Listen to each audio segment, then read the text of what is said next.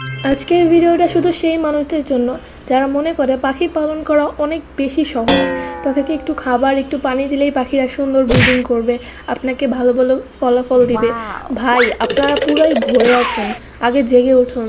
পাখি আপনি পালন করবেন ঠিক আছে, আপনি যদি পাখি থেকে ভালো একটা রেজাল্ট পেতে চান অথবা বাচ্চা পেতে চান তাহলে আপনার অনেক বেশি এফোর্ট দেওয়া লাগবে।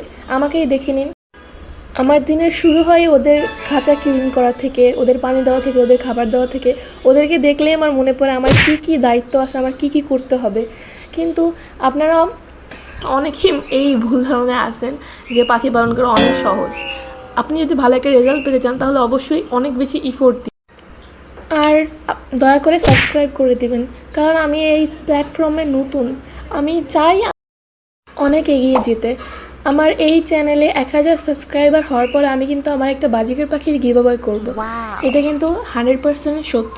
আপনারা তাই যদি এই গিভঅ্যাওয়েতে ফার্স্ট উইন হতে চান তাহলে একটা সাবস্ক্রাইব, একটা লাইক এবং কমেন্ট করে দিবেন।